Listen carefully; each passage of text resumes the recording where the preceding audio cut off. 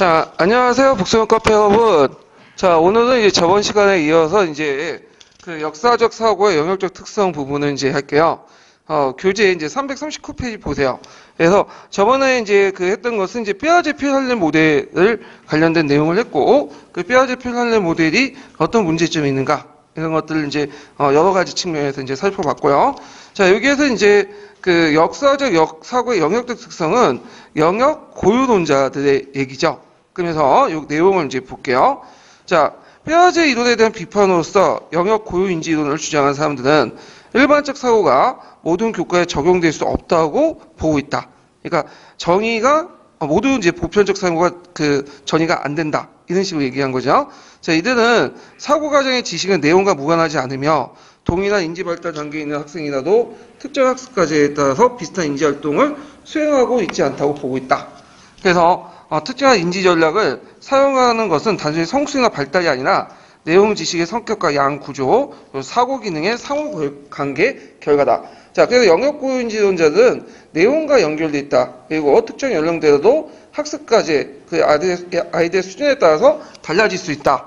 이런 것들이 이제 있죠. 그래서 여기까지가 이제 뭐와 관련된 거예요? 예전에 영역 그 고유인지론 관련된 정의, 개념과 관련된 내용이고요. 예전에 한번 시험 문제 나왔어요. 이 부분이. 그래서 영역 고유인지론과 그 다음에 영역 일반이론의 차이점 이렇게 해가지고 이제 시험 문제 나왔으니까 좀 개념 파악을 해두시고요.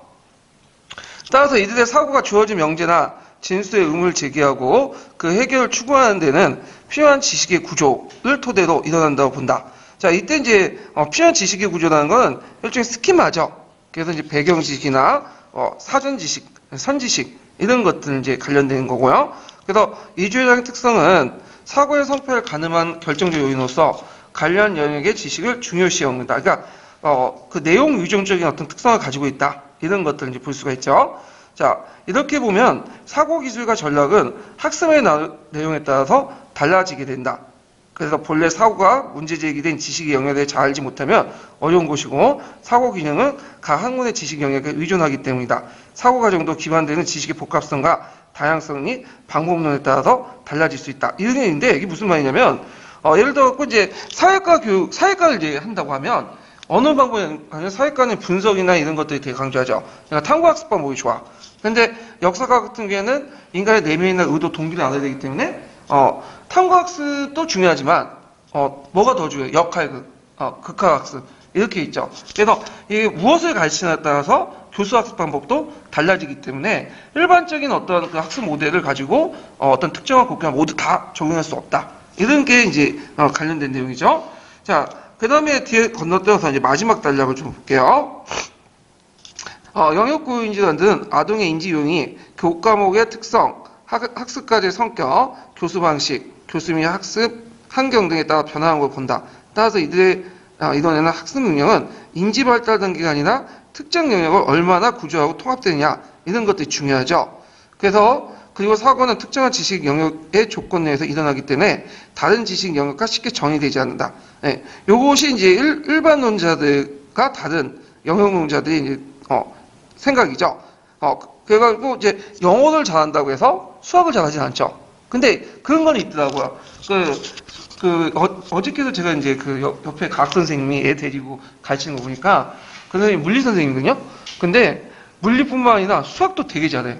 그건 뭐냐면 물리를 하다 보면 뭘 해야 돼요? 수학을 잘해야겠죠. 그래서 학문에 따라서 전이가 잘 되는 것도 있지만 모든 교과가 전이가 되는 건 아니에요. 예. 그래서 국어를 잘하면 역사를 잘할 가능성이 많죠. 그런 거. 수학을 잘하면 물리를 잘할 가능성이 있지만 수학을 잘한다고 해서 국어를 잘하는 건 아니죠. 왜냐하면 다른 논리적 구조를 가지고 있기 때문에 그죠.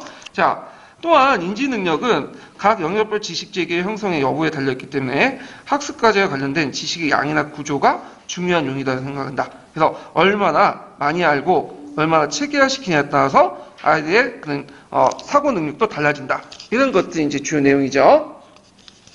자, 그러면 이제 연고론의 내용들을 쭉 이제 볼게요. 자, 이런 입장은 누구 입장? 연고론적 입장이죠. 그래서 역사적 사고는 역사나 학문에 관한 지식을 습득하는 기능이 하나도 교과 지식과 관련된 사고다.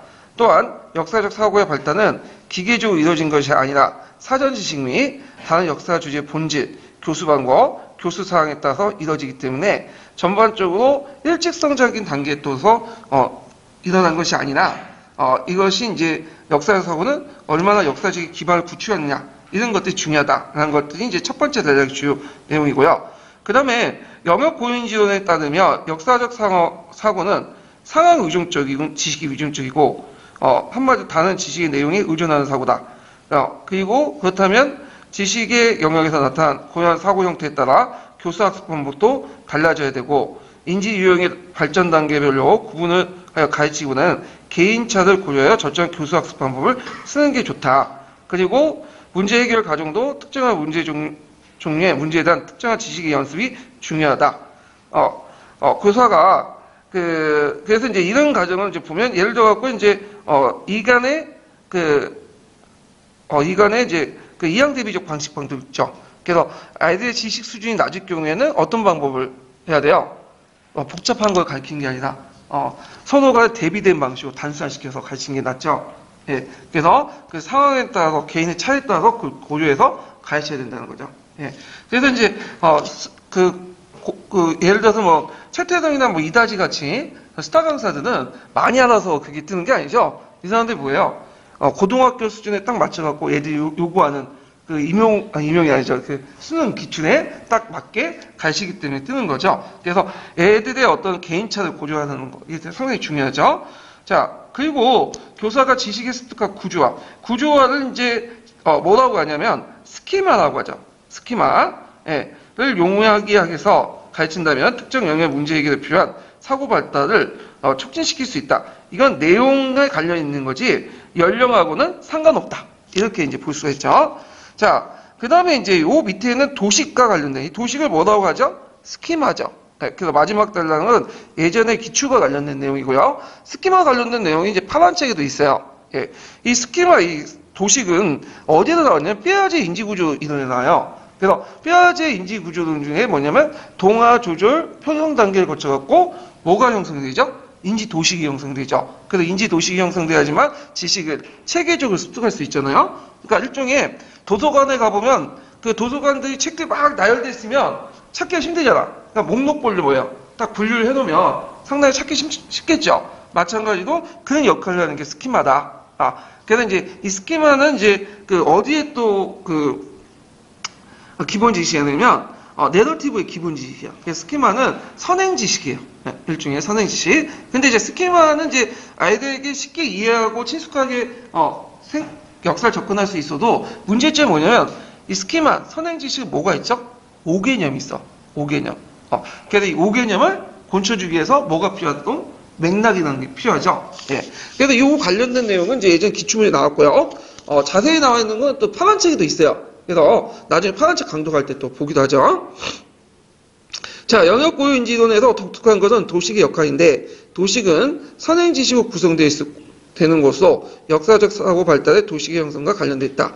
그래서 사고 성공 여부는 도식이 특정한 개념 체계가 통합되어 있느냐에 따라서 여부에 달려 있다고 본다. 새로운 학습이 새로운 정보 자체만 아니라 사전 지식 체계인 도식에 의존하는 경우가 많다라는 것이 이제 있고요.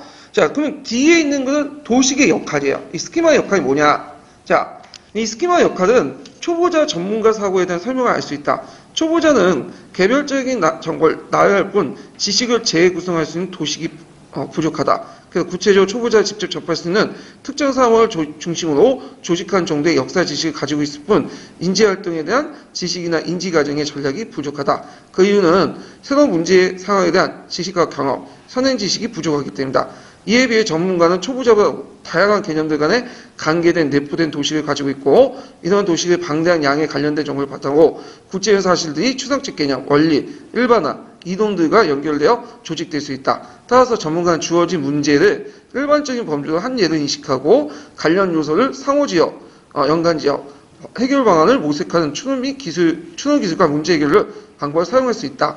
그래서 이제 그 초보적 지식인들과 전문가 사고 방식이 이 도식이 얼마나 있느냐, 그에 따라서 이제 달라질 수 있다.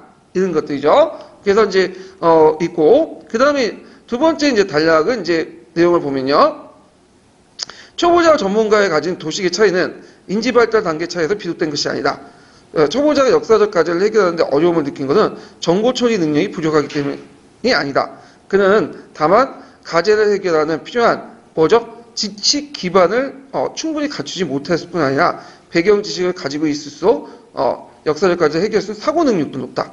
그렇죠? 애들이 이제 잘 모르는 건 뭐예요? 배경 지식을 잘 모르는 거야.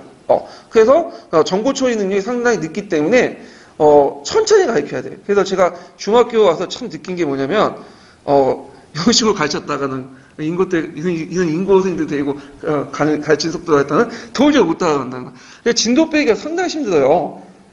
예를 들어 내가 저희 이제 동학농민 운동을 이제 설명하는데 동학농민 운동가 반 봉건 반 외세적인 성격을 갖고 있다. 난 당연히 그걸 알아듣는 줄 알았어, 애들이. 근데 못 알아들어. 근데 내가 그걸 느낀 게 뭐냐면 좀 공부 잘하는 애가 받으니 봉건이 뭐냐고 이렇게 물어보자고. 참 막막하더라고. 나는 알고 있는지 알고 이렇게 얘기했는데 가만히 들으니까 모르더라고. 그래서 설명했죠. 그래서 이 봉건이라는 말은 이제 서양의 유럽의 봉건제도가 아니라 그 다음에 토지를 매기던 어떤 상호관계고 갑질하는 문화다. 권위주의 이런 것들이 봉건이다. 이렇게 하는데 그럼 봉건제도가 뭐예요? 그런 식으로 얘기하더라고. 그러니까 이게 배경 지식을 많이 알면 알수록 물론 기억 단위는 똑같지만 그걸 소화하고 처리하는 게 뭐야? 달라지는 거야. 그래서 이제 이런 것들이 상당히 중요하다는 거예요. 배경 지식이요. 예. 자, 그 다음에 선행 지식으로 했을 도시에 관련된 문제점은 그 도시고 작용된 5개념이 변하지 않는다는 점이다. 그래서 이제 그 5개념이라는 것 아까 얘기했죠. 그 5개념의 문제점. 아까 그 도식이라는 것은 스키마는 그 사회문화적 친숙한 것을 통해서 애들이 쉽게 이해할 수 있어요. 내러티브가 그렇죠. 근데 문제점은 그 내러티브 안에 뭐가 많다는 거야. 5개념이 많아요. 왜냐하면 현재적 관점에서 과거에 접근하기 때문에 과거의 입장에서 얘기하는 게 아니죠. 그래서 이 5개념을 교정하는 방식으로 이제 뭐냐면 나오는 구성주의 입장이 등장하게 되고 그 구성주의 입장에서 아까 처음에 뭐가 필요했죠? 맥락이 필요하다 그랬죠? 그래서 이제 그 맥락은 동화, 조조, 평형 개념 중에 어디에 속하는 거야? 조조에 속하죠. 그래서 어떤 연대적 배경이나 어떤 개관된 상황이나 이런 것들을 알려줘야지만 이 5개념을 수정할 수 있다. 이런 것들이 중심 내용이고요. 이것도 예전에 한번 시험에 나왔죠? 예, 그 맥락 관련된 부분. 구성주의 할 때 이 부분은 좀 자세히 설명할게요. 참고로 이 구성주의는 남색 책이 별로 안 나와요. 어디만 나오냐면 파란 책에 있는 부분만 잘 나와요. 그래서 파란 책 부분도 무시해서는 안 돼요. 그거 꼭 읽고 넘어가셔야 돼요. 자, 그래서 따라서 도식이 작용하는 데는 5개념을 작용하는 것을 구조한 학습 전략이 중요하다. 그래서 이런 것들은 이제 나중에 파란 책 할 때 좀 얘기를 하고요.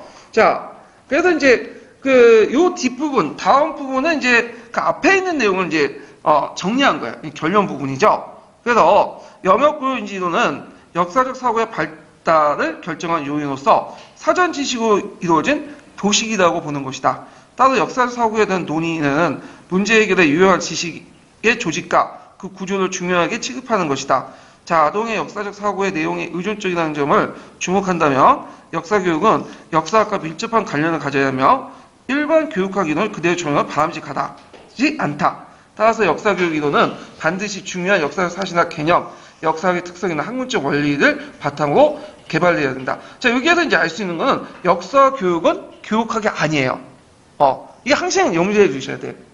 그래서 어떤 역사교육 이론 중에 특히 이제 뒤에 나온 그 녹색책 내용은 교육학의 이론을 많이 끌어다 집어넣거든요. 근데 교육학에 있는 내용을 쓰시면 안 돼. 절대. 왜? 이 사람들은 정체성 자체가 자기는 교육학자가 생각 안 하기 때문에 교육학 이론에다 썼다가 답안을 적어놓으면 무조건 이제 감점이야. 감점을 안 되는 게 짝짝 끊는 거죠. 예. 그래서 항상 어디에 입각해서 역교론에 입각해서 이렇게 쓰셔야 돼요. 그래서 예전에 이제 한번 그런 경우가 있었는데 포트폴리오 문제가 나온 적 있잖아요. 그 포트폴리오를 이제 교육학 강사 문제집이나 이제 정리하는 곳에서 뺏겨 썼어. 그런 분들은 거의 10중 8구 거의 떨어졌을 거야. 그럼 어디에 써야 되고 평가책에 있는 내용에 그대로 있는 것들 쓰셔야 되겠죠. 자, 하여튼 그래갖고 이제 역사교육은 교육학은 아니기 때문에 역사의 특성에 맞는 학문적 원리는 이거 바탕으로 해서 해야 된다. 그래서 학문 내용에 이루어진 교과 내용의 지식이 교수를 결정하는 데 내용을 유의하면서 교사 교육에도 반드시 뭘 바탕으로 한다? 교과 지식 기반으로 한다. 그래서 이제 슐만의 내용 있죠? 슐만의 그 내용 지식, 교수 내용 지식도 교육하고 관련이 없는 거예요, 이거는요. 특정 영역적 지식하고 관련한. 그러니까 그 내용을 잘 알지만, 잘 가르칠 수 있는 거다. 그러니까 가르치는 방법만 한다고 해서 잘 가르치는 게 아니죠. 예. 그래서 이제 이런 것들이 있다라는 걸 좀 기억을 해두시면 될 것 같고요. 자, 그러면 이제 인증적 사고 보죠. 인증적 사고 상당히 중요해요. 예. 그래서 인증적 사고가 한 두세 번 정도 나왔는데, 한 번 나올 때 됐어요, 이게. 한번. 자, 인증적 사고는 기본적으로 어디에 속하는 사고방식이요? 역사 고유한 사고방식이죠. 예. 그래갖고 이제 앞에 있는 영역 고유 인지론과 관련된 내용이고요. 그럼 여기에서 이제 전반적으로 뭘 이제 질문하고 있냐? 자, 인증적 사고와 가학적 사고가 어떻게 다른가? 그 다음 인증적 사고라는 요소는 두 가지로 구성되어 있죠. 가설적 사고하고, 그 다음에 가설 추론적 사고와 기납적 사고. 이렇게 이제 조합을 이루어지고 있죠. 그럼 인증적 사고를 이제 볼게요. 인증적 사고는 이제, 처음으로 제시한 사람은 그 역사학에서 제시한 게 아니에요. 역사교육에서. 누가 제일 퍼스라는 사람이 처음에 제시했어요.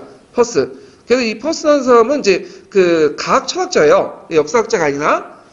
그래서 이제 이 가설 영역적 사고라는 것들을 이제 처음에 제시했죠. 그걸 필스가 받아들여서 가설 추론적에다가 가설적 추론에 뭘 플러스 시킨가? 기납적 추론을 이렇게 플러스 시키고요. 그 다음에 그 뒤에 불스라는 사람이 필스의 이론을 그대로 받아들여서 거기에 실험 연구를 받아들여갖고 이제 검증을 한 거죠. 예. 그래서 이제 필시하고 불스의 어떤 그 이론이 중요한 거고요. 그 앞에 이제 퍼스는 이제 가설 영역적 사고와 기납적 추리하고 뭐 이런 것들, 이제 것들이 어떤 것인가 개념적인 차원에서 좀 파악을 해두시면 될 것 같아요. 자, 그러면 먼저 살펴볼 것이 이제 인증적 사고를 처음으로 제시한 철학자 퍼스의 견해입니다. 이때 철학은 무슨 철학이냐면 가학 철학자예요.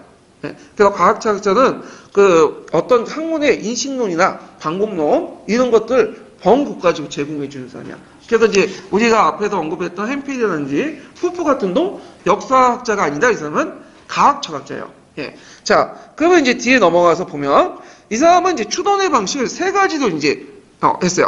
그래서 우리가 이제 영역적 추론, 기납적 추론, 가설적 추론 이렇게 있는데 영역적 추론과 기납적 추론은 그렇게 어려울 게 없어요. 왜냐면 우리가 이제 흔히 고등학교 과정에서 알 수 있는 거야. 영역적 추론은 일단은 법칙이 전제되어 있고 그 법칙에 맞게 사례를 적용해서 추론하는 방식이죠.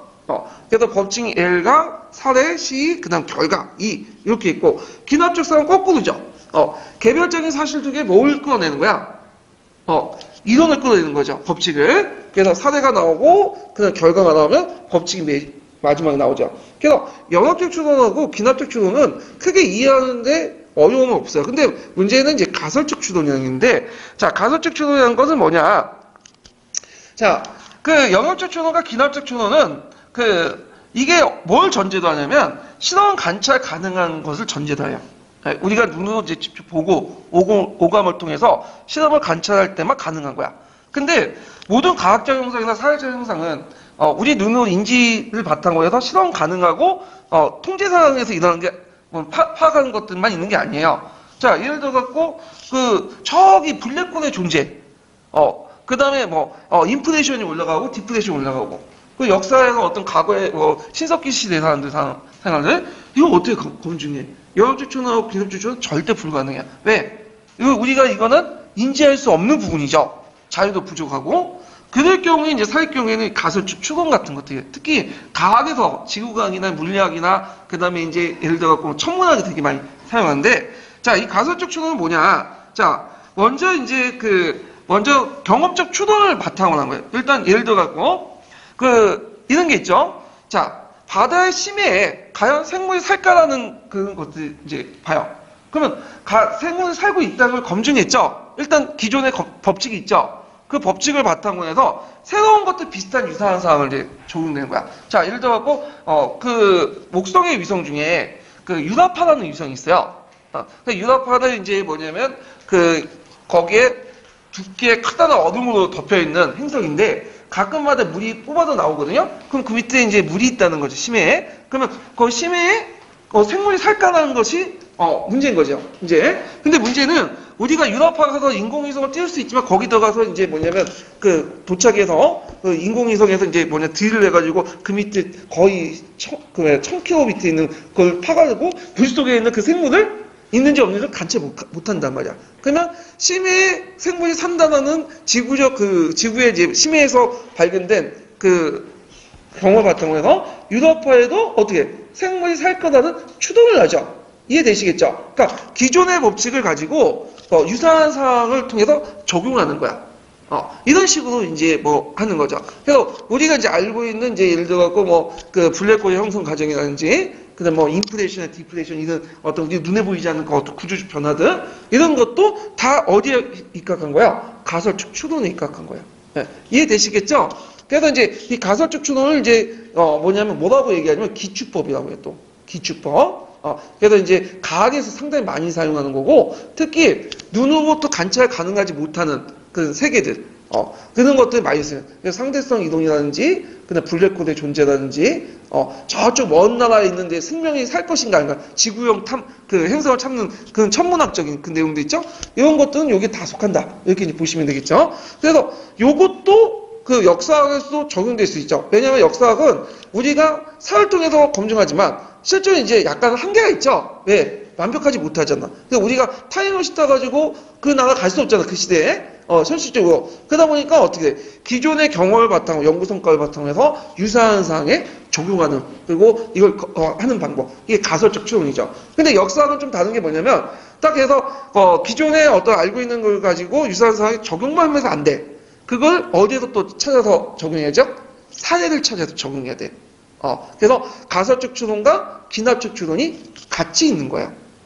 자, 그래서 이런 것들을 좀 기억을 해 두시면 돼요. 예. 그래서 이제 뒤에 나온 사람이 이제 뭐냐면 허스너 피스가 그런 얘기를 해요. 가설적 추론과 기납적 추론이 결합이 되는데, 그럼 구체적 예를 들게요. 어렵게 예를 들 필요 없고, 우리가 흔히 하는 그 사고방식이, 일종의 인증적 사고라고 보시면 돼요. 자, 예를 들어서 이런 게 있죠.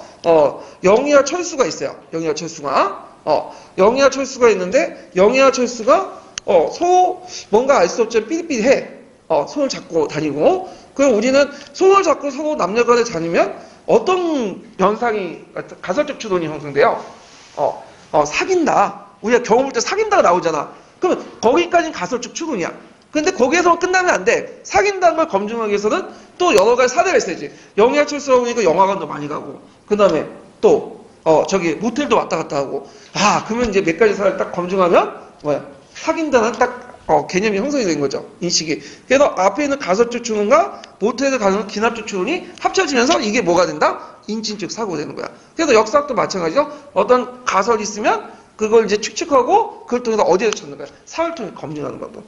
이것이 이제 가설적 추론인데, 근데 이제 가설적 추론은 항상 이제 뭘 전제로 하냐면 변화 가능성을 전제로 해야 돼요. 네, 변화 가능성. 그러니까 이 추론 방식에서 다른 결론이 나올 수 있다는 걸 또 알아야 돼. 왜? 새로운 사례들이 계속 반증 가능한 사례들이 등장을 하면 어떻게 되죠? 이거는 계속 바뀌는 거예요. 그래서, 이렇게 이제 이런 것들 좀 기억을 해 두셔야 된다. 그래서 가설추론은 반증 가능적인 어떤 측면이 나오면, 이렇게 한다. 이거와 다른, 새롭게 나타난 어떤 것들이 등장하면, 항상 변화 가능하다. 예전에 제가 반증 가능적인 법칙 설명했죠? 퍼프가 많아. 그래서 이제 예를 들어가지고, 이런 가설이 있죠. 가설추론. 모든 백조는 하얀색이다. 그러면 하얀색만 찾는 게 아니라, 검은색을 찾고 파란색을 찾아봐야 돼. 그게 없을 때 뭐죠? 이게 확증이 되는 거죠. 근데 모든 백조가 하얗게 생각했는데 검은 백조가 있잖아. 블랙스완. 그러면 뭐야? 모든 백조가 하얗다는 걸 깨지게 되는 거야. 그래서 항상 이 가설적 추론은 인질성은 뭐와 관련돼 있다? 반증 가능이 나오면 항상 깨지게 된다. 변화 가능하다. 이런 것들 기억을 해두시면 돼요. 자, 그러면 이제 한번 볼게요. 자, 여기에서 이제 영역적 추론의 경우 대전제가 맞다면 전제를 받아들여 논리적 그 결과가 확실하다. 그래서 영역적 추론은 우리에게 새로운 무엇인가를 제시하지 않으며 지식의 진보에 아무 도움이 되지 않죠. 왜냐하면 기존에 가지고 있는 것들만 가지고 이제 검증을 하니까요.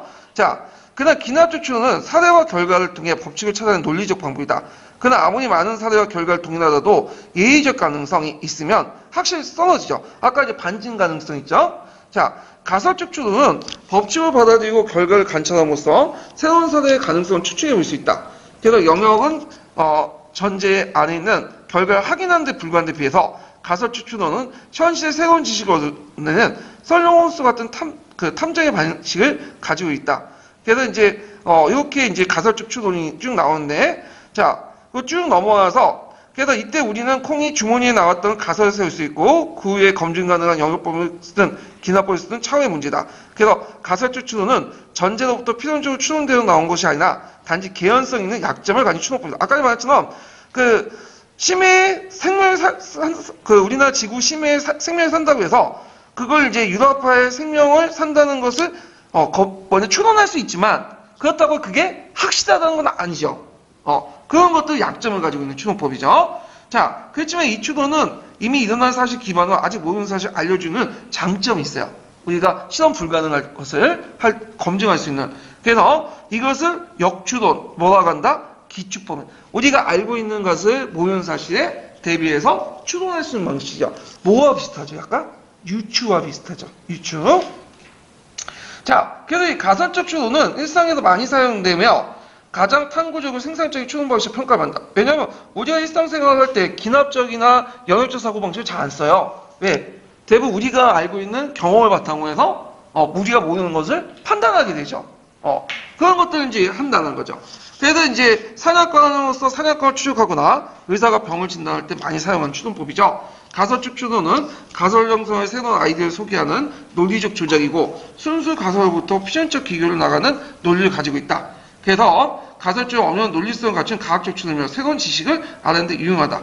자, 여기까지가 가설적 추론이에요. 그렇지만 이걸 이제 받아들였고 피셔와 푸슈는 가설적 추론에다가 뭘 플러스 시킨가? 기납적 추론. 이때 기납적 추론은 뭘 통해서 끄집어내는 거죠? 사료를 통해서 끄집어내는 거죠. 그래서 인증적 사고는 가설적 추론과 기납적 추론이 결합이 된 거고요. 과학적 사고에서 말하는 것은 어디까지만 인정한 거야? 가설적 추론까지만 인정하죠. 인증적 사고하고는 좀 약간 가설적 사고하고는 동일한 건 아니지만, 하여튼 이 과학적 사고는 가설적 추론만 인정한다. 이렇게 이제 보시면 돼요. 그래서 그 밑에 있는 PC의 내용은 예전에 예문 그 기출문제에 나왔던 예문이에요. 꼭 외워두세요. 자, 패션은 설명적 가설을 만들어가는 가설적 추론과 이론의 경험적인 검증이 기납적 추론을 종합해서 인증이라는 사고를 교환해냈다. 그가 인증을 고안한 이유는 가학적 추론이 하나인 가설적 추론으로 상상력을 발휘하여 믿을만한 해석을 내놓는 역사적 사고를 가정으로서 적절하게 설명할 수 없기 때문이다. 왜냐하면 가설적 추론은 뭐냐면 필요 조건이지만 충분 조건은 안 된다는 거죠. 예. 그래서 충분 조건이 되면 이 가설적 추론에다가 뭘 해야 돼? 기납적 사고를 해. 왜? 가설적 추론은 역사에서 제일 중요한 상상력을 발휘하기가 힘들어. 기존의 경험 틀에서만 갇혀있기 때문에. 그래서 이제 기납적 사고가 필요하다. 그래서 이제 왜 그 피셔가 인증적사고 가설적 추론과 기납적 사고가 이루어졌다는 그 이유가 있어요. 두 가지가 있죠. 이것도 암기해 두세요. 첫 번째로는 그 역사에서 일어난 사건이나 사실에 대해 여러 가지 가능성을 추론한 가설을 세우는 단계와 그 다음에 그 가설을 놓고 기납적으로 따져서 확증하는 단계가 필요한 인식이에요. 그러니까 앞에는 첫 번째 단계는 가설적 추론을 요구하는 거고 두 번째는 뭐죠? 기납적 사고가 필요하다. 그래서 가설적 추론 단계는 자료를 토대로 가설을 만드는 거고 기납적 단계는 그 가설을 자료에 비춰 논리적 모순으로 확증하는 거다. 꼭 외워두세요. 예. 그래서 이제 그 가설적 추론과 기납적 사고를 결합된 인증사고의 사고 절차를 물어볼 때 이 두 가지 단계를 쓰시는 게 좋을 것 같아요. 요 각 단계에서 어떤 것들이 이제 필요한가 이런 것도 이제 같이 외워두시면 되겠죠. 그래서 사올 수 있는 앞으로 기출에 나올 수 있는 부분이에요. 자, 그럼 피셔는 이렇게 가설적 추론과 기납적 사고를 서로 결합시켜 인증적 사고를 새롭게 창안했죠. 그리고 이걸 이어받은 사람이 누구냐면 부스죠. 근데 이 부스는 이 사람은 이제 이걸 좀 더 논리적으로 더 확장시켰고 인증적 사고를 거기다 뭘 한다고 했죠? 실험 연구를 했어. 자, 그럼 부스의 내용을 좀 볼게요. 부스도 역사적 사고를 인증적 사고로 봤죠. 그래서 잃어버린 세계에 대한 상상적으로 가장 믿을 만한 해석이다. 자, 잃어버린 세계는 일종의 은유죠. 로스트 월드는 은유예요. 그러면 그 잃어버린 세계가 뭘까요? 자, 사료에서는 우리가 딱 보면 사료는 객관적이고 뭐냐면 어떤 외면적인 내용들만 봐요. 주로 기록되어 있죠. 내면적이나 인물의 의도, 동기 이런 것들은 잘 기록되어 있지 않아. 그래서 그 의도와 동기를 제대로 알려면 어떻게 돼? 감정이입을 하고 그때 뭐가 필요한? 인진적 사고가 필요한. 그러니까 잃어버린 세계라는 것은 우리의 그 인간의 의도, 동기 이런 것들 얘기하고 이런 걸 통해서 뭘 알 수 있다? 감정이입이나 어떤 상상력이나 이런 인진적 사고를 통해서 뭐죠? 이걸 파악할 수 있다. 이게 이제 불수의 이론이에요. 자, 아마도 그 이유는 역사적 사고가 영역에서 엄격한 논리적 추론을 유지하는 것보다는 상식적 판단을 유지하는 사고방식이고 그 증거 외면에 나타난 사실만 아니라 뭘 보죠? 내재된 상상과 의미를 추출하는 기납이라고도 볼 수 없다는 점을 고려하면 짐작한다. 그래서 역사적 사고는 논리적으로 확실한 결론을 내는 대신에 어떤 공통된 중심으로 상상의 망을 끌어내는 거. 요게 예전에 기출문제 났죠. 어떤 자료를 보고 그 속에 내재되어 있는 뭘 보든 상상의 망. 그래서 내면에 있는 어떤 감정이입이나 상상적 추론이나 이런 것들이 필요하다는 거죠. 그래서 이걸 이제 불수는 뭐라고 보는 거야? 잃어버린 세계를 알 수 있다. 이렇게 이제 볼 수가 있겠죠. 자, 잃어버린 세계를 상상을 통해 재창조한다는 것은 주어진 세계를 놓고 가설을 세우는 퍼스널 가설적 추론 부분을 할 수 있다. 그리고 가장 신뢰성 있게 해석할 때는 신뢰성 확보 차원에서 기납적 추론 과정을 통해서이다. 그러나 역사적 사고의 권료는 영역적 추론 결과와 달리 확증하기 어렵고 반증 가능성이 상존한다. 여기 핵심 키워드가 뭐야? 반증 가능성. 그래서 예전에 기출문제 나왔죠? 그래서 새로운 가설, 추론과 달리 사례에서 다른 사례들이 나오면 어떻게 깨지게 되는 거야. 네. 자, 이 점이 바로 역사적 사고의 본성이며 허셔는 이 점을 주목하여 인증식 사고를 고안한 것으로 짐작한다. 자, 불수는 여기에서 이제 또 뭐냐면 뭘 했어요? 실험 연구를 했어. 그래서 이제 11살에서 16살까지 이제 영국 학생 53명을 대상으로 19세기 말에서 20세기 초에 중요한 사람들 사건에 대한 사진과 그림, 그리고 유명한 연설이나 짧은 인용글을 학생들이 제시하고 이를 분류해라. 라고 이제 과제를 줬어요. 예.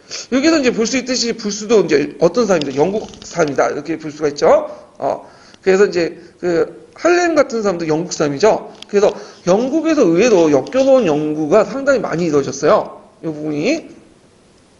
자, 그러면 이제 실험에 참가한 학생들은 제시된 자료나 인용구, 증거에 입각하여 모험적으로 창조적이고 상상적 사고의 분류 결과를 내는데 크게 두 가지 분류해요.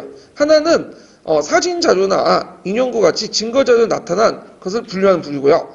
그래서 얘들은 내면을 보는 게 아니라 겉까지만 보는 거죠. 겉에 있는 것.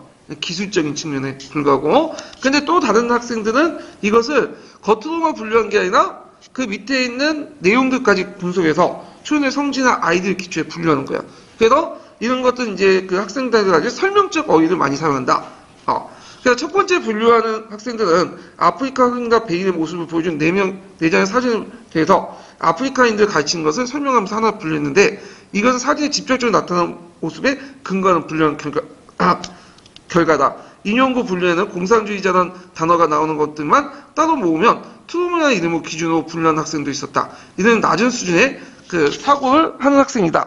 그래서 구체적인 것을 근거해서 분류하는 모습을 보여주고 있다. 이렇게 이제 있는데, 자, 그래서 이제 여기에서 이제 본 것은 어떤 보이는 것들만 분류하는 건데, 제가 이걸 설명을 못 하겠어요. 왜 그러냐면 이거는 이쪽 영국의 상황하고 연결되어 있기 때문에 제가 이거 겉다리 이제 얘네들 입장에서는 이게 이제 뭐냐면 겉에만 보이는 것들만 가지고 설명한다. 이렇게 이제 이해를 하시면 될 것 같아요. 이 부분은요. 자, 그다음 두 번째로는 19세기 때 아프리카 모습을 보여주는 사진 4장을 지난 세기의 사건을 보여주는 걸 보고 흑인에 대한 백인의 권력관계, 흑인의 지배의 이유를 분류했다. 그래서 요거는 뭐냐면 앞에서는 피부색이나 인용을 가지고 분류한 반면에 이거는 그거 보이지 않는 뭐죠? 상학적 배경을 끌어다가 설명한 거죠.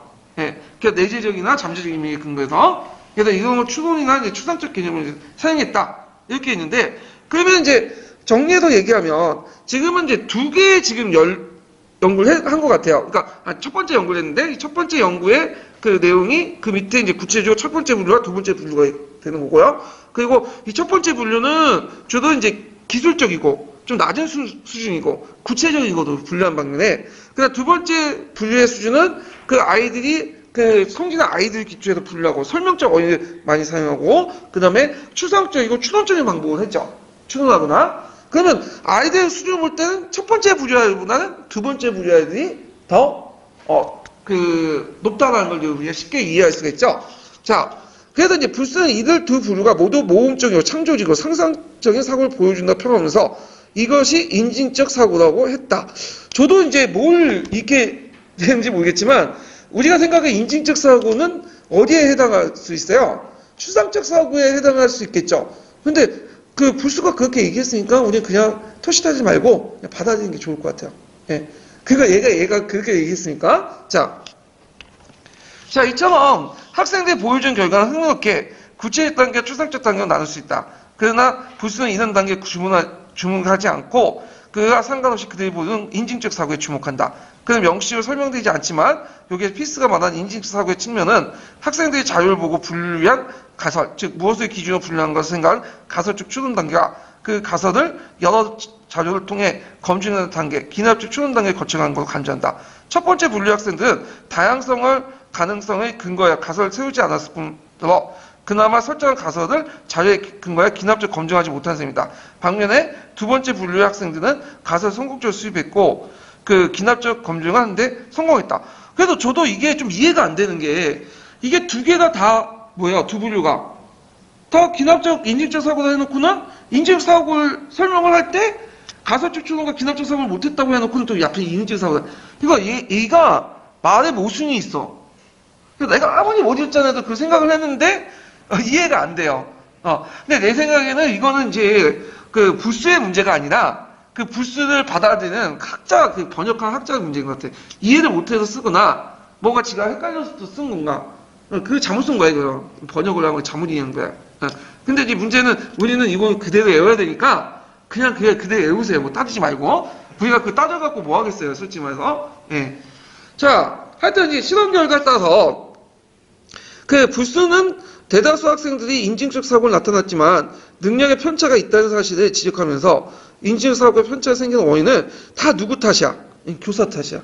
여기도 다 교사 탓이도 하죠. 그는 교사와 학생들의 상관성이 높다고 통계 분석 결과를 제시하면서 학생들의 성취와 관련돼서 교수 학습 방법 가치에 따라서 그 인징적 사고에 영향을 주는 개인적 차원의 능력은 다음과 같이 열거했다. 그리고 지식, 개념, 능력, 인지 기능, 감옥에 대한 관심 태도, 개인 경험, 그래서 용어 능력, 상상적 감정임 이렇게 있는데 그래서 이제 일단은 교사의 교수 방법과 가치관과 그 개인적 차원의 능력 이게 두 개로 결합돼서 결국에는 다른 사고 방식이 보이고 그런 것들이 나타난다고 했죠. 그래서 이런 것들을 좀 기억을 해주시면 되고요.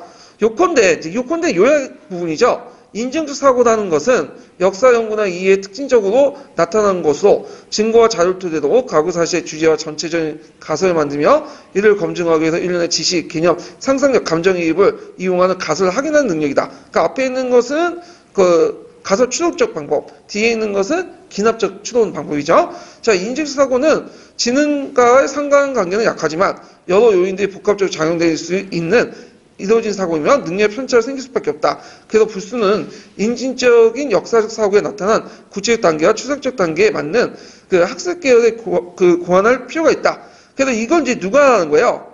교사가 하는 거죠. 그래서 이제 그 구체적 단계에서 나타난 학생들에게 맞는 거. 그 다음에 추상적 단계에 맞는 학생들 맞는 걸 교사가 그 역할을 해라. 이런 것들이 있다는 걸 좀 기억을 해두시면 될 것 같아요. 자. 그리고 인진적 사고를 이제 밑에 넘어가기 전에 좀 예를 든 게 좀 논문책을 좀 소개해 줄게요. 여기는 안 나왔지만. 자. 이 관련 논문책에 보면 이제 인진적 사고 부분이 나와요. 이게 어떤 내용이니? 이게 더 제가 교재에 실어놓긴 했는데.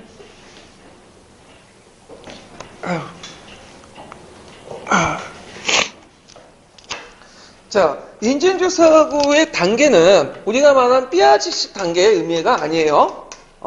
이건 뭐냐면 역사학자나 그 다음에 학습자나 어떤 새로운 사실을 접할 때는 이런 순서를 가지고 진행이 돼요. 이게 인지 과정이. 자, 일단은 어떤 역사적 사실이 있죠. 그럼 그 사실에 대한 뭐가 있죠? 사조가 있죠. 사조. 네. 그럼 사조에는 처음에는 주로 뭐가 실려있죠? 물론 내면도 있겠지만 주로 외면적인 내용들을 봐요. 내면적. 그러니까 첫 번째 사유를 접할 때는 첫 번째 외면에 나와 있는 것들만 봐. 1단계요. 근데 이제 사유를 계속 이제 연구하고 하다 보면 사주에 있는 뭐도까지요? 내면이 깔려있죠. 2단계가. 그리고 이 내면을 통해서 새로운 사실을 만들어내죠.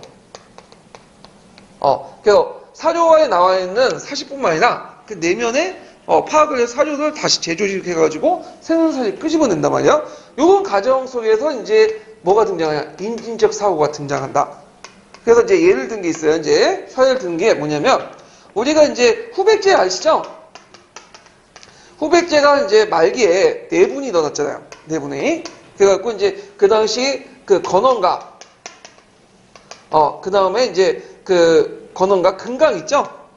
두 번째 부인의 마지막 아들, 그 다음에 신검 등 그 첫 번째 그 부인의 자식들이 대립을 하게 되죠. 그래서 이제 대립을 하게 되는데, 자, 우리가 이제 사료성을 볼 때는, 이렇게 사료를 볼 때는, 이거는 첫째가 뭐예요? 후계자 다툼이죠. 그러니까 왕위를 원래는 신검한테 넘겨줘야지 맞는데, 그게 아니라, 이성계처럼 누구한테 넘겼어? 막내한테 넘겨준 거야. 그러니까 형들이 반발해가지고, 건원을 먼저 잡아서, 금산사 유폐를 했죠. 그래서 폭력적으로 볼 때는 후계자 싸움이야. 이게 왕위 계승 투쟁인데, 근데 학자들 연구해보니까 그게 아니라는 거죠. 이걸 보니까, 사료를 잘 보니까, 뭐냐면, 건원은, 금강은 뭐냐면, 이제, 후백제가 이제 고려하고 상대할 수 없으니까, 항복하자는, 옹급하고요. 그 다음에, 이에 신검과 용검은 끝까지 싸우자는 얘들이야. 강경파야. 그래서, 고려에 대한 어떤 대고려 정책에 대한 어떤 정책 대지 때문에 나타난 거죠. 그리고 앞에 보이는 후계자 다툼은 그냥 폭력적인 이유고 실제 그렇다. 자, 이런 식으로 해서 사료의 외면이 아니라 그 밑에 있는 깔려있는 잃어버린 세계를 통해서 상상력을 발휘해서 사료를 추론해가지고 새로운 결론을 이끌어내는 거. 이런 게 뭐죠? 인진적 사고다. 이게 이제 그 논문책에 나와 있어요. 네, 이런 것들이. 그래서 제가 이제 기본 강의 교재편에 실어놨거든요. 그거 한번 찾아보시고요. 자, 그러면 이제 볼게요. 다시. 자, 인진적 사고는 역사에만 하루한 독특한 사고가 아니라 과학에서도 사용되는 사고로 할 수 있다. 그래서 가설적 추론은 일반적으로 과학적 사고를 분류하는데, 가설적 추론은 그 결과는 영역이나 기납에 의해서 검증될 수밖에 없을 것이다. 그런데 인진적 사고는 가설적 추론과 기납적 추론의 종합이라는 사실을 고려할 때 과학에서는 가설적 추론과 영역적 추론이 조합되는 경우가 많을 거 생각한다. 그러니까 이제 인진적 사고는 그 특징은 가설적 추론하고 기납적 사고의 특징을 갖고 있는데, 여기에서 이제 그 과학에서는 가설적 추론과 영역적 추론이 조합되는 많다. 그래서 인진적 사고도 역사뿐만 아니라 과학에서 사용하는데, 거기에서 사용하는 인식사고는 특징이 뭐냐면, 우리는 기납이죠. 얘는 뭐죠? 가설 영역적 사고다. 그래서 이제 의미를 좀 달리 두고 있죠.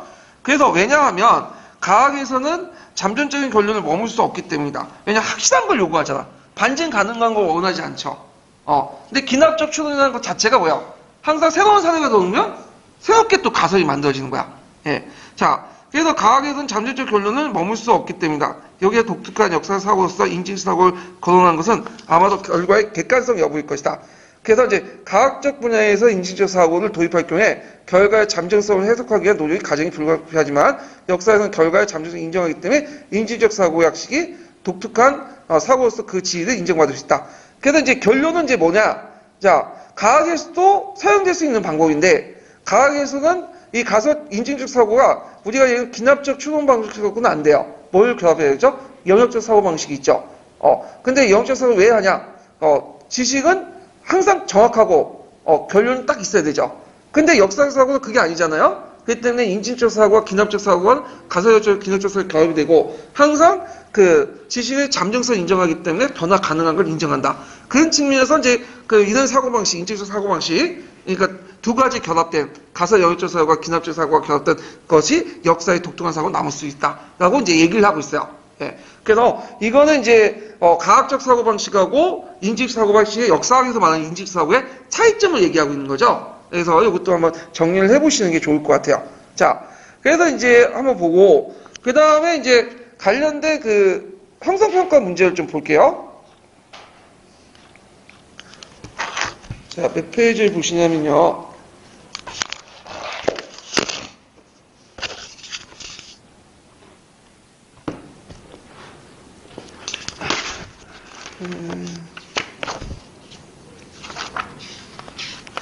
아이고, 내가 다 적어놨는데 다 날라갔네.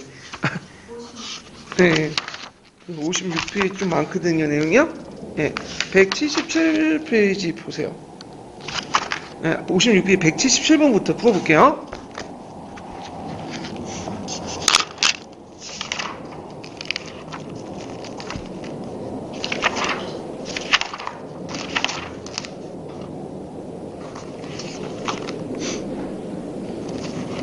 자, 다음 가해 명칭을 써보고 퍼스가 생각하는 기획에 구성하는 추론 방식을 두 가지 쓰시오. 이렇게 있거든요. 자, 인진적 사고는 초당적 퍼스에 대한 뭐에서 유래한다. 그래서 거기에서 이제 177페이지 가해 명칭은 뭘까요? 가설적 추론. 그 다음에 기축법. 이렇게 이제 볼 수가 있겠죠. 그 다음에 기획을 추론하는 방식 두 가지가 있죠. 인증적 사고는 가설적 추론과 기납적 추론의 조합이다. 이렇게 쓰시면 되겠죠? 가설적 추론과 기납적 추론의 이게 답안이 좀 명확하지 않나요?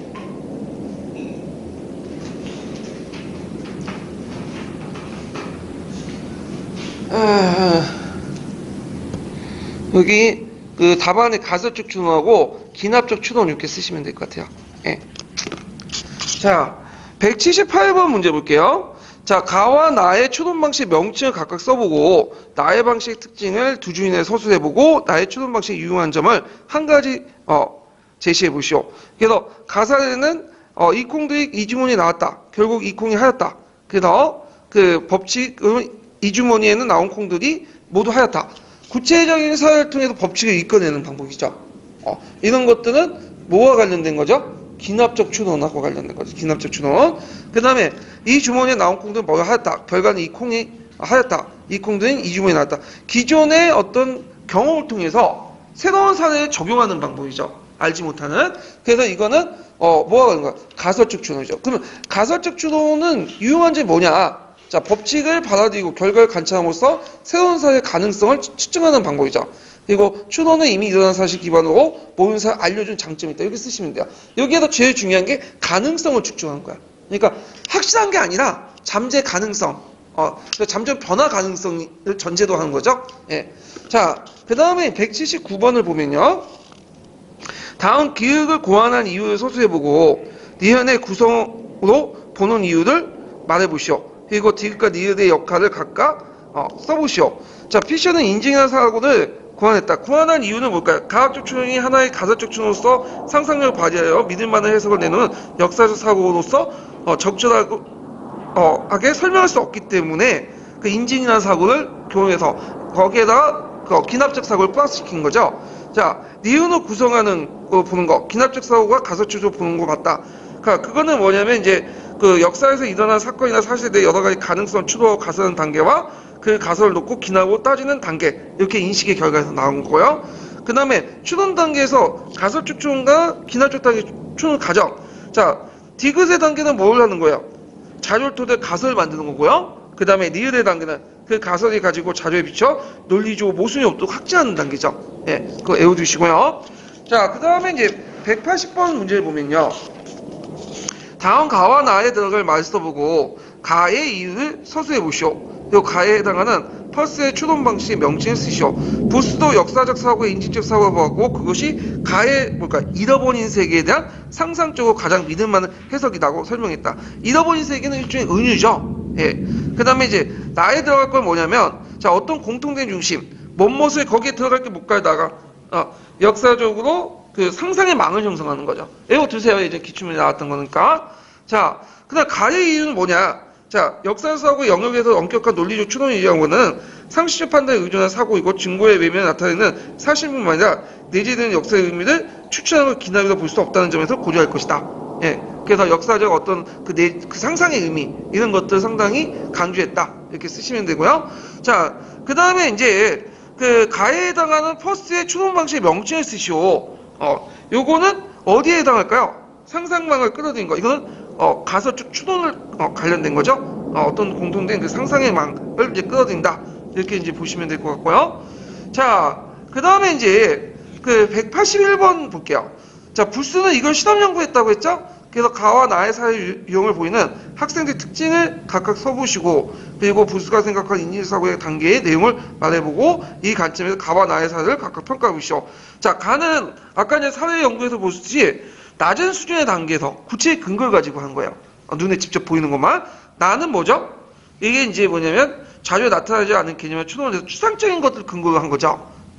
그래도 이제 있고, 거기에 이제 사고 내용은 이제 단계를 보면, 거기에 이제 부스가 인정된 사고 내용을 보면, 무엇을 기준으로 분류할까 생각하는 가설적 추론 단계와, 그 다음에 그것을 검증하는 기납적 추론 단계 나누죠.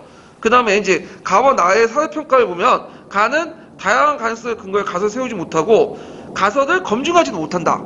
이렇게 해놓고, 나는 가설 성공하고 기납적 검증을 성공한다. 그러니까 우리가 볼 때는, 비행기 왔다 갔다 하네요.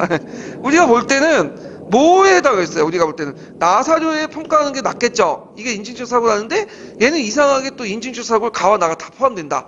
이렇게 얘기하고 있어. 그 이유는 잘 못하겠지만 그렇게 되니까 이제 왔다 갔다 하는데, 자 182번을 이제 볼게요.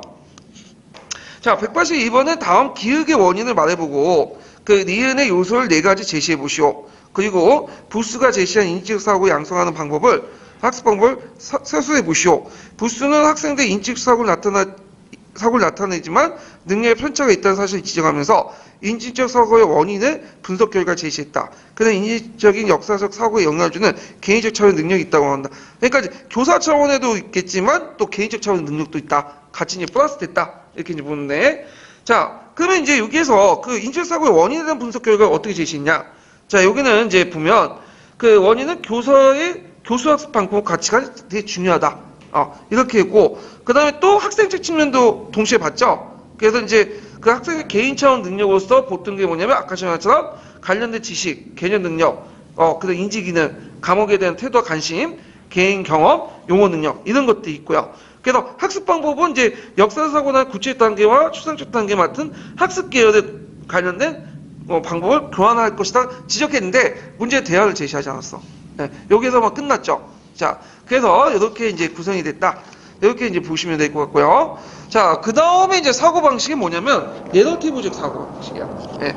그래서 내러티브 사고방식은 관련돼가지고는 이제 파란 책에도 좀 나와 있고요. 갈색 책에도 나와 있어요. 그래서 이 내러티브적 사고방식은 연구론적 입장에서 나온 거죠. 예. 그래서 이제 과학적 사고방식, 인지방식과 다른 구체적인 방식이 이제 나와 있다. 여기 이제 보는데. 자, 그래서 이제 이 내러티브적 사고방식에 관련돼 가지고는 예전에 한번 기초에 많이 나왔는데 최근에는 안 나오고 있어요. 이거 파란 책이 나와 있고 또 앞부분에서 내러티브 사고방식이 이제 나오거든요. 내러티브에 관련돼서요.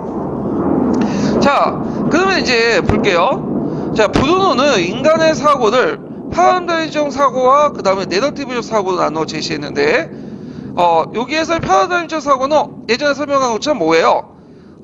지식의 그 어떤 변화 과정은 양적인 누적이 아니라 질적인 전환 단계에 의해서 구성된다. 그래서 뼈아제 인지발달론과 관련된 사고방식이고, 내러티브 사고방식이 뭐죠? 역사의 강력 문학적 사고방식이죠. 그래서 내러티브적 사고란 과학적 사고 형식인 만약 X라면 Y라는 양식과 달리 왕이 죽었고 그리고 나서 왕비가 죽었다는 식의 사고방식을 말한다. 그래서 그 내러티브 사고란 과학적 사고 형식인 만약 X라면 Y라는 양식과 달리 왕이 죽었고 그리고 나서 왕비가 죽었다는 사고방식. 이건 뭘까요? 과학적 사고방식은 만약 뭐뭐 한다면 가설에 입각해서 뭐죠? 이걸 검증하는 거죠. 만약 X가 Y, 그러니까 왕이 죽었고 왕비가 죽었다는 건 뭐야? 그냥 A가 있고 B가 있다는 기술한 거야. 그 앞에는 뭐냐면 설명하는 거고, 설명과 기술의 차이죠. 그래서 내러티브는 어디에 해당한다? 기술에 해당하는 거죠. 그래서 과학적 사고는 필연적인 인과관계. 그러니까 이제 하나의 현상이 있으면 결과가 있으면 하나의 결과가 있어야 돼. 이게 과학적인 설명 방식이죠. 근데 내러티브는 두 사건의 개연성만 암시한 거야. 그래서 영역적인 확실성을 지시하지 않아요. 그래서 우리가 그 내러티브에서 말하는 배경이라는 것도 확실한 게 아니에요. 그냥 개연적이고 배경이나 원인이라는 것도 뭐죠? 여러 가지죠. 그리고 중요한 건 내러티브에서는 배경과 원인이 그렇게 중요하지 않아. 뭐가 중요하죠? 과정과 결과가 중요해. 기술적인 측면이. 예. 그래서 하여튼, 그래서 배경과 결과는, 배경은 부차적인 거죠. 자, 그리고 네거티브 사고는 사실에 근거하던 허구에 상관없이 이야기에서 정확성을 판단하는 증거는 논리적 주장과는 다른 사고방식이다. 그래서 이제 네거티브 사고는 사실에 근거하든 허구이든 상관없이 이야기로서 정확성을 판단하는 증거가 논리적 주장과는 다른 사고방식이다. 그러니까 논리적 주장은 뭐예요? 근거에 맞춰가지고 인과관계에 따라 설명하는 방식이죠. 필연적 인과관계에 따라. 그래서 네거티브 방식은 뭐냐면 요 밑에서 이제 적절성을 가지고 얘기하는 거야. 자, 적절성은 뭐냐? 그러면 그 적절성의 기준이 뭐냐면 이제 얘기는 박진성. 박진성은 이학적 대비죠. 그래서 우리가 이제 아까 아침에 두 개가 대립하고 갈등하면서 해소하는 이런 것들을 이제 얘기하는 거고. 그래서 이걸 다른 말로 뭐라고 하냐면 핏진성이라고 해요. 제가 말을 잘못 발음하기 좀 힘들어가지고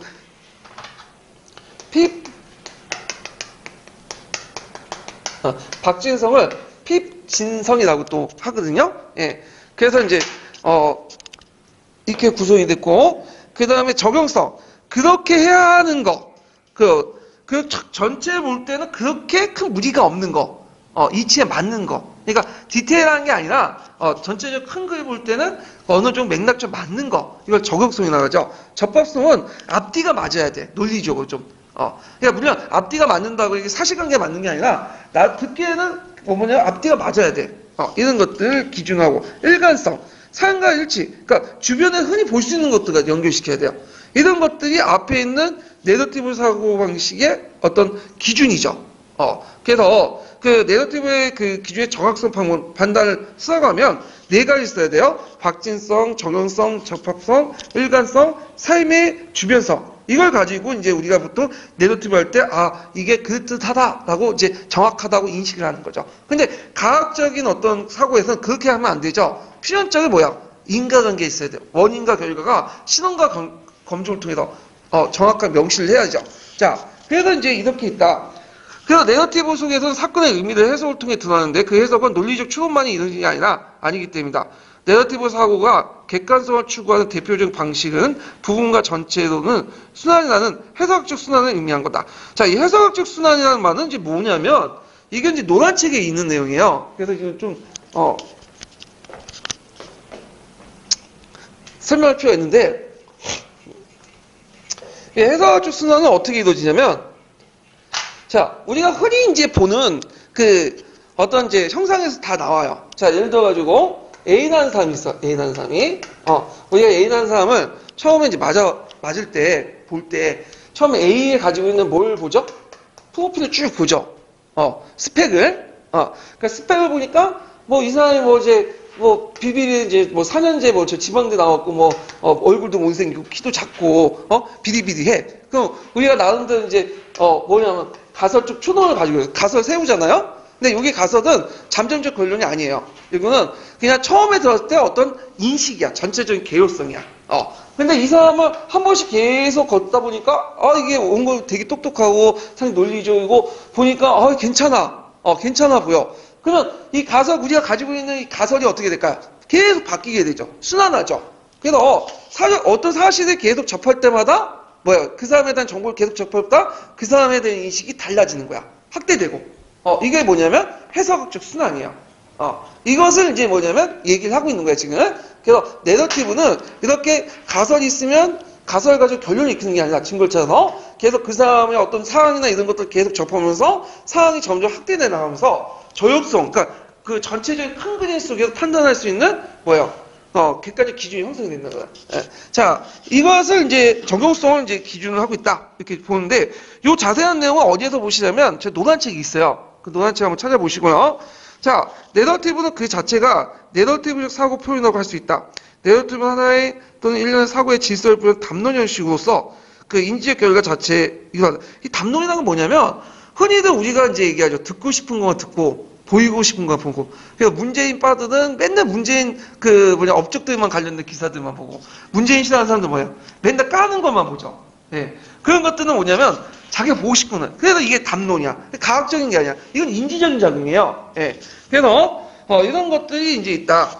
그리고 인간은 세계와 자신을 주체와 개체를 분리할 수 있는 객관적 대세가 아니라 그 세계 속에 자신이 속해 있는 존재이기 때문에 네거티브 구성에 의미의 구성이 매개체인 동시에 의미의 운반체다. 즉 세계는 인간의 경험과 동시에 존재하게 되므로 내도팀은 이 인간의 경험을 이해 가능한 현실로 병하여 자신의 삶과 구성하여 타인의 의미를 공유하도록 하는 장치다. 뭐 어렵게 설명하는데 그런 거예요. 그러니까 우리라는 것은 우리 자신의 인식이라는 것은 우리 세계와 분리할 수 없는 거죠. 그래서 우리가 동떨어져서 생각을 하는 게 아니라 우리 내 생각을 기준으로 해갖고 그 주변에 있는 세계는 뭐예요? 의미를 구성을 다시 하고 내가 그냥 받아들이고 그걸 상대방과 공유하는 거죠. 이런 것들이 내러티브적 세계관의 특징이라는 거죠. 예. 그래서 이런 것들이 상당히 중요하다. 그래서 세계 속에 세계 안에 우리 경험 속에 있는 것들을 받아들이고 그걸 우리식으로 담론화 시켜가지고 다른 사람과 공유하는 거 이런 것들이 이제 특징이다. 이렇게 이제 보시면 되겠죠.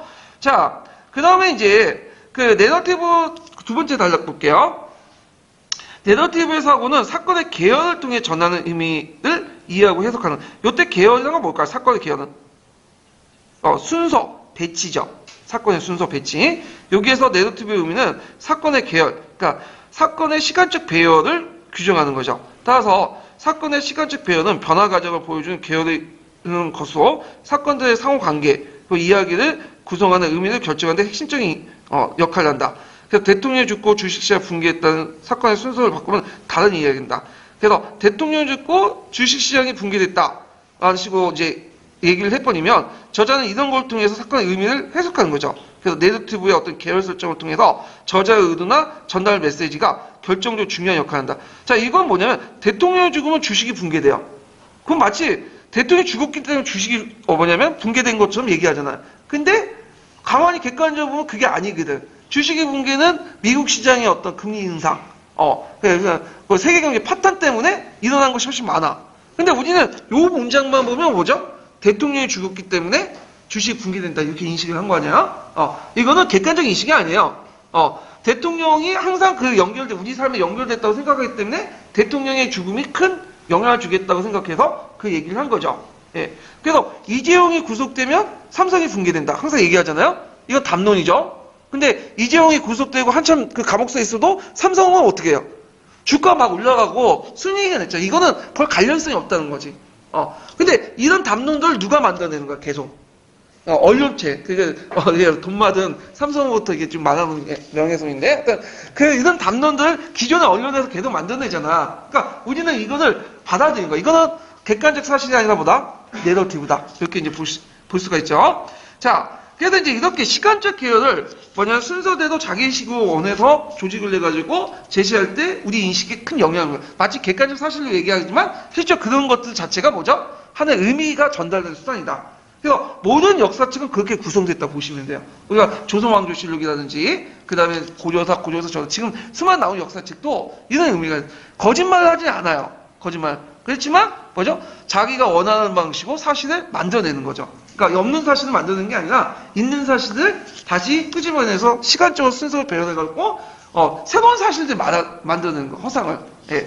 자, 내러티브 사고는 과학적 사고와 전혀 다른 형태의 특징을 가진다. 내러티브의 본질은 자연의 물리적 사고보다 인간의 행위자의 중심이 되는 이야기로서 중력 같은 물리적 심이 아닌 욕망, 신념, 희망, 지식, 의도, 현신 같은 인간의 의도적 행위에 초점을 맞추는 이야기이기 때문이다. 그래서 나아가서 예측 불가능한 인간의 의도에서 인간의 행위, 문화적 규범과 연관시켜 삶의 이야기로 만들어낸다. 그래서 내러티브를 이제 역사학에 많이 도입할 때 항상 이제 인간의 의도와 어떤 것들을 강조하기 때문에 어디에든 많이 들어가냐면 인간의 문화사 부분은 상당히 많이 문화사 그 다음에 스캔들 있죠? 정치 어떤 그 스캔들 그런 데인데 제도사나 뭐 경제사 이런 데는 뭐야? 적용하지 못해 내러티브가 왜냐 이건 의도와 욕망과 신념하고 상관이 없기 때문에 그죠? 예. 자 그러므로 내러티브적 사고는 문화적 도구의 활용이 필요하다. 그래서 본론에 의하면 자 이거 예전에 기출문제 나왔던 건데 파란다이점 사고는 잠깐만요.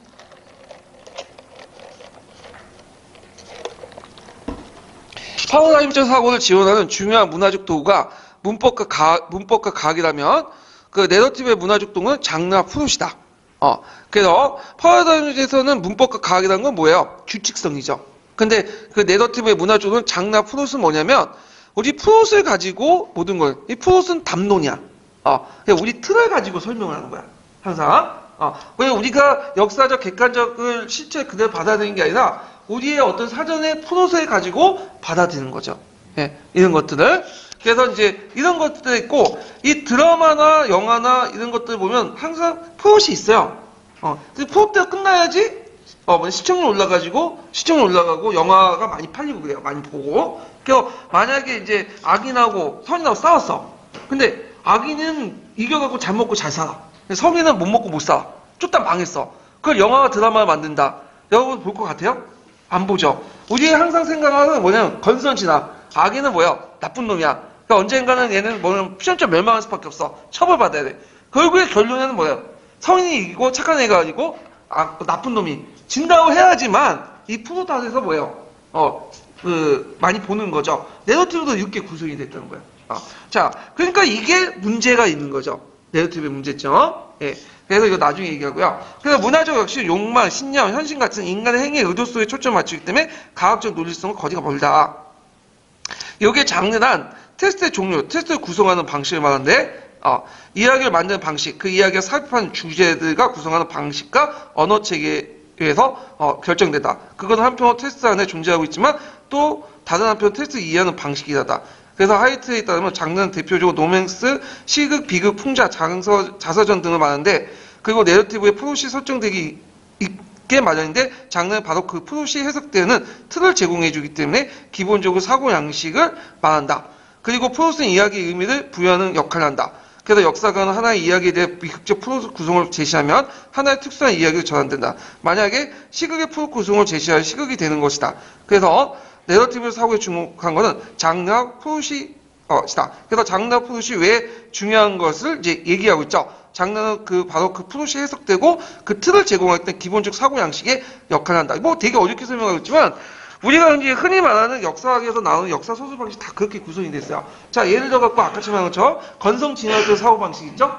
그것이 일종의 뭐예요? 프롯이 되는 거죠. 그리고 장르는 이 건성 진화 방식을 해갖고 항상 그 시고 끝나야 돼. 그래서 항상 보면 승자는 좋은 놈이야. 패배한 쪽은 뭐죠? 악한 놈이죠. 그 이성계를 보면 상당히 좋게 그리죠. 그리고 이성계 반대쪽에 있는 사람들은 나쁜 놈으로 다 취급을 해. 근데 실제 그런 게 아니라 승자가 그걸 기록을 했기 때문에 자신의 장르와 프롯을 가지고 기록을 했기 때문인 거야. 이해되시겠죠? 그리고 항상 고대 시대 때 신화들 보면 아래에서 태어나. 그런 것들. 그러면 그거 실제 사실이에요? 그게 아니죠. 그 당시 사람들은 아래에서 태어나야지만 왕이 될 수 있다는 그 관념을 갖고 있기 때문에 그 관념을 빌려서 일종의 프롯을 만든 거야. 그리고 그 프롯이 꼭 뭐가 되는 영웅서사시는 장르를 형성하게 되는 거죠. 자, 그래서 이런 거 내러티브의 주요한 것은 이 장르 프롯이다. 이렇게 이제 보시면 되겠죠. 그래서 자신의 어떤 프롯을 짜고 그걸 하나의 장르로서 이제 승화시키는 그런 작업들이 필요한데 이거 상당히 문학적 능력이 있어야 돼요. 예. 자, 그래서 그 요컨대 부분이 내러티브 사고의 뭐예요? 이 앞에 언급한 요약문이에요. 그래서 보통 이제 책을 읽을 때 그 앞에 부분과 뒤에 부분을 항상 보세요. 중간 부분은 이제 뭐 어쩌고 저쩌고 해갖고 설명한 부분이고, 그러니까 대개 보면 앞부분과 뒤에 부분이 핵심적인 말들이 다 들어가 있어. 그래서 요컨대 내러티브 사고란 사건 간의 개연성을 토대로 가장 그럴듯한 의미를, 개연성을 가능한 거죠. 그럴듯한 것은 적용성을 말해요. 아까쯤에 그 내러티브 사고 방식의 그 기준 중에 여러 가지 기준 중에 하나가 있죠. 그래서 이제 연성 그럴듯하게 보이는 큰 그림을 볼 때, 그래서 이렇게 가장 그럴듯한 의미를 착안한 사고 방식이며 개연 설정, 아까 이제 시간의 배열을 통해서 저자는 해석을 드러난다. 객관적 사실에 나타나고 있다고 해도 뭐예요? 그 속에는 의미가 있는 거야. 그래서 항상 얘기했지만 이재용이 감옥소에 갇힌다고 해서 뭐예요? 삼성이 망하진 않아요. 근데 우리는 이재용이 감옥에 갇히면 항상 삼성이 망한다고 생각하죠. 이런 것들이 이제 해석이야. 일종의. 그리고 장르 프롯이나 문화적 도구를 사용해서 인간의 의도를 밝히는 사고이다. 항상 조선의 건국자나 인간 승리자는 착한 놈이야. 그리고 이건 항상 비극으로 끝나는 게 아니라 시극이라고 끝나. 그렇지만 이건 다 장르와 프롯이지 객관적 사실을 말해주는 거 아니죠. 그래서 이런 과학적 사고나 논리적 사고 다른 사고 방식이다 해서 내러티브 사고 방식의 특징들을 쭉 연구하고 있고요. 이런 것들이 이제 네러티브 사고방식 특징이기도 하고 동시에 그 안에 또 여러 가지 또 단점도 있어요. 그 부분은 어디에 있냐면 이제 뒤에 파란 책 내용이 있어요. 이거는 자 그러면 이제 관련된 그 총괄평가 문제 아니 형사평가 문제 좀 풀어볼게요. 자 몇 페이지 보시냐면 183번 문제 볼까요? 자 58페이지. 자 거기 보면 그 다음 기억의 진수에 반영된 사고의 형식의 특징을 가학적 사고방식과 대비해서 말해보고 니은의 기준을 세 가지 정도 제시해보시오. 그리고 가에 들어갈 말을 써보시오. 자 만약 S가 왕이라는 양식과 달리 S가 Y라는 것은 뭐죠? 가학적 사고방식이죠? 예, 원인과 결과에 대한 거니까 왕이 죽었고 그리고 나서 왕비가 죽었다. 자 이거는 뭐와 관련된 거예요? 어떤 사건의 기술이죠. 그러니까 내러티브 사고방식이죠. 그러면 여기에서 이제 가학적 사고와 대비는 내러티브 사고와 대비는 가학적 사고는 필연적 인과관계를 지시하지만 내러티브는 두 사건의 개연성을 암시한 영역적 확신을 지시하지 않는다. 이런 것들 쓰시면 되겠죠. 자, 그 다음에 이제 이 사고의 적절성. 그러니까 아까는 이제 가학적 사고방식과 달리 여기에서는 그 적절성 기준이 다르다고 했죠. 정확성 기준이 내러티브 사고방식의 정확성 기준은 박진성, 적용성, 정합성, 일관성, 삼회일치성. 박진성은 뭐예요? 일단 카를 마르크스 같은 그러니까 이항 대비적인 어떤 구조를 가지고 있었죠. 카를 마르크스가 있고 이항 대비적 구조를 가지고 있고 적용성은 큰 그림을 볼 때 그뜻하게 보이는 거야. 그 다음에 적합성은 앞뒤가 맞아야 돼. 사실에 맞는 게 아니라 일단 이치에 맞아요. 앞뒤에. 그 다음에 일관성은 이야기 구조가 나름대로 일관적으로 진행이 돼야 돼요. 그 다음에 상과 인치는 우리 상과 서로 연결되어 있어야 돼요. 자 그리고 이제 가는 해석적 순화가 관련된 거죠. 이것을 이제 전치와 순환이라는 해석적 순환인데 이게 잘못 썼네요. 네, 지우고 네, 답이 나와버렸네. 뭐뭐이다 이렇게 이제 해가지고 좀 수정해 주시고 자 그 다음에 이제 184번 문제 보죠. 자 기억의 이유를 두 가지로 제시해보고 다음 니은의 다른 본질적 특징을 말해보시오. 그리고 가에 들어갈 말을 써보고 디귿의 의미를 서술해보시오. 자, 내러티브 그 자체가 내러티브 사고 표현이라고 할 수 있다. 내러티브 사고는 가학적 사고의 전혀 다른 형태의 특징을 가지고 있다. 그래서 내러티브 사고는 사건의 뭐를 통해서 전해지는 의미를 이해하고 해석하는 것이다. 자, 내러티브 그 자체는 내러티브 사고 형식의 표현이라고 했었다. 그 이유는 하나의 일련의 사건의 질서를 부여한 담론 형식으로 구성되어 있기 때문에 인간의 어떤 세계와 자신은 주체와 개체를 분리할 수 없고 그 세계 속에 존재하는 거죠. 그래서 내러티브는 말의 형태이고자 전달 방식이지만 또 하나가 뭐야? 인지 구조가 되는 거야. 그래서 그 자체가 주관적 의미의 뭐다? 담론으로 구성되어 있다. 이렇게 보시면 되겠죠. 그 다음에 가학적 사고의 전혀 다른 형태를 가지고 있다. 그래서 자연의 물리적 세계보다 인간의 행위자의 의도나 동기에 더 초점을 맞추기 때문에 그렇게 이제 그 특징을 가지고 있고 가에 들어갈 건 뭘까요? 시간의 흐름에 따라서 배치를 통해서 자신의 의미를 드러내는 거죠. 마치 객관적인 것처럼 얘기하지만 실제 그 의미가 따로따로 배치하면서 뭐냐면 새로운 의미가 만들어지는 이거는 뭐냐면 계열이죠. 그래서 의미는 사건의 계열, 즉 사건의 시간적 배열을 통해서 규정하면서 그 의미를 새롭게 해석할 수 있다. 주관적 의미가 들어가 있다는 거죠. 그 다음에 다음 가는 그역의 가학적 논리성과 거리가 먼 것 이유를 말해보고 나의 니은의 역할 두 가지 제시해보시오. 그리고 가와 나를 통해서 알 수 있는 내러티브 사고의 특징을 서술해보시오. 자, 브루노의 이유는 파란다리적 사고에 지원한 중요한 문학 도구가 문법과 가학이라면 예측 가능한 거죠. 이거는요. 그리고 내러티브의 문화적 도구는 장르와 프로 같은 문화적 양식이다. 그래서 문화적 양식은 왜 그러냐? 욕망과 신념, 현신 같은 인간의 어떤 의도성에 초점을 맞추기 때문이다. 이렇게 이제 보면 되고요. 그리고 그 하이트는 거기 니은의 이제 대표적인 로맨스, 비극, 시극, 풍자, 자서 정도가 많은데 내러티브는 프롯이 설정되어 있다.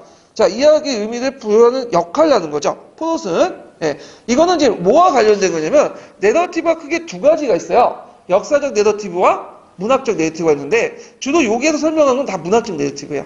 역사적 내러티브가 아니에요. 이거는 갈색책에 있는 내용이지만 하여튼 그 다음에 내러티브의 특징 가와 나와 통해서 알 수 있는 특징은 자 사고의 특징은 사건의 계열성을 토대로 가장 그럴듯하게 의미를 찾아내면서 계열의 설정을 통해서 저자의 해석을 드러내는 사고방식이다. 이렇게 쓰시면 될 것 같아요. 그러니까 요건데 그 부분 있죠? 요 내용을 이제 쓰시면 돼요. 전반적 특징들. 근데 요의 특징은 전반적인 내러티브의 특징이 아니라 뭐와 관련된 내용이라고? 문학적 내러티브에 국한돼서 이제 보셔야 되겠죠? 그래서 하이트나 이런 사람들 나오면 다 문학적 내러티브 보시면 돼요.